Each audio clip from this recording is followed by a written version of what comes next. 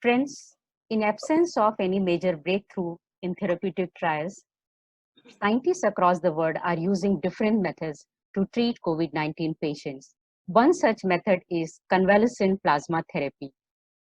Uh, uh, this therapy has shown promising result in China, and now United States has also set a protocol to start using this therapy in COVID-19 patients. To talk on this issue, we have today with us Dr. Om Shrivastav, who is infectious disease expert working with Jaslok Hospital, Kasturba Hospital, and Reliance Hospital in Mumbai. Dr. Shrivastav, welcome to the show. Thank you. Dr. Sir, first tell us what is the convalescent plasma therapy, which we have been hearing since long? So, convalescent plasma, insofar as treatment is concerned, is not new. It has been used in the past.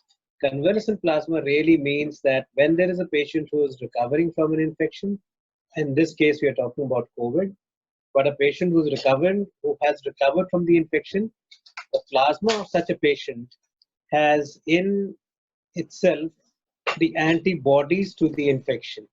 Antibodies. That means there is a basis which is the antigen antibody reaction. The antigen is the virus. The antibody is the peptide, the molecule that is produced in response to the antigen. So that is what is the basic of most reactions, not just viral infections, but most other reactions, where there will be a particular response to a patient who will have a memory kind of a peptide in their system, which is called the antibody. The plasma of patients who have recovered from COVID is meant to be having these antibodies.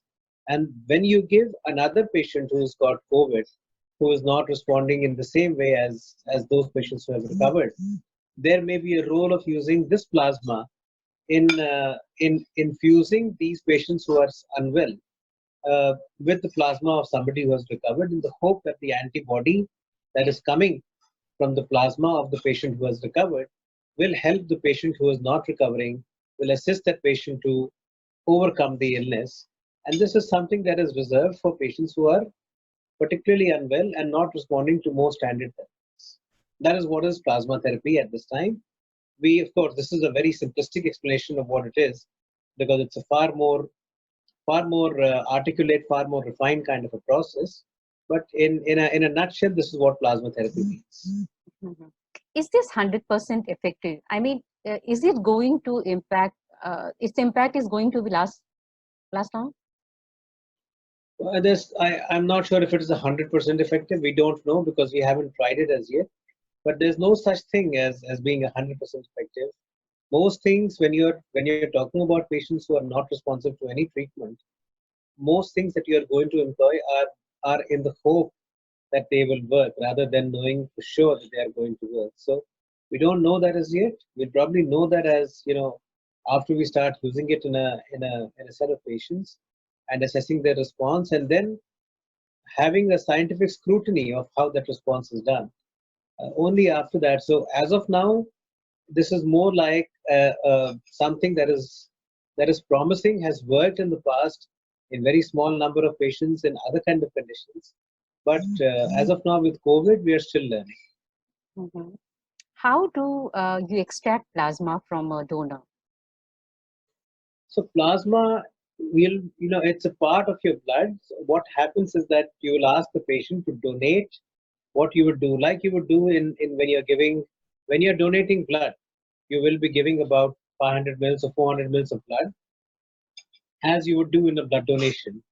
From this blood, there is a machine called a plasma extractor, where the blood is put through that, and the blood is then separated by through this plasma extractor from the plasma. That plasma is then stored at a particular temperature, minus 80 degrees, after having been cross-matched for all the infections that we look for. That means so that you should not be transferring other infections to a patient who is a donor.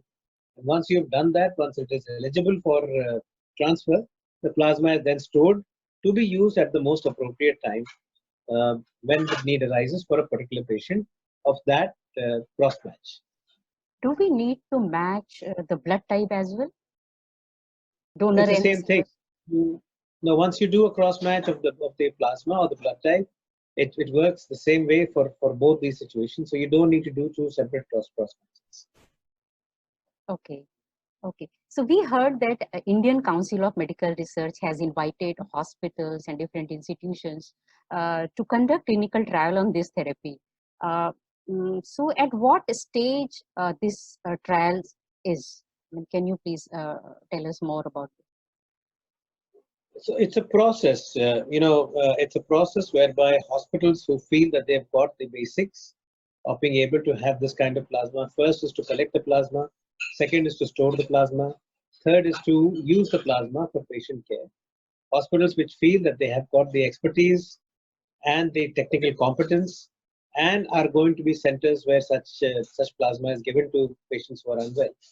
They will be applying, and they need to go through a process whereby there is the approval required from the ethics committee of that hospital first, then the ethics committee of DCGI, which is the Drug Controller General of India, and then after these processes are done, then the application goes to ICMR, Indian Council of Medical Research. After that, it becomes protocol or policy, and then that can be seen by other hospitals when it is on the ICMR website. Mhm. How long we can store this plasma? So the average duration of plasma at that temperature is about a year's time. It is viable for about a year's time, but it should be used. Hopefully, it will be used because we are now coming to that part of COVID patients where patients are going to be unwell, on a ventilator, or not responding to standard treatment therapy. So hopefully, it will get used well before that. Uh, So but do yes, we the average duration, I'm sorry, the average duration of plasma that can be stored is about a year's time. Mhm. So do we have donors who are willing to donate their plasma? Have you spoken to any of your patients who is willing to do that? Yeah, so in one of the hospitals where the trial has been approved by the ethics committee of that hospital, we've already got a donor who has given his blood, and that plasma has been stored. Mhm. We are storing it right now because we still haven't received all the appropriate approvals from the remaining two bodies. But once that is in place, then the plasma is ready for use. So that part has already started, and we've not yet used it. But yes, we are getting donors. We are getting people who are registered donors from other hospitals who have recovered from COVID and who are willing to donate their plasma for this purpose. Are you expecting the approvals this week? We are expecting them as soon as possible. I think that as soon as the approvals come, we should be able to get started with the next steps of the trial. But yes, as soon as possible. Hopefully, it should be in the early part of the week itself. Mhm. Thank you, Dr. Srivastava, for talking with us. Thank you. Thank you. Thank you.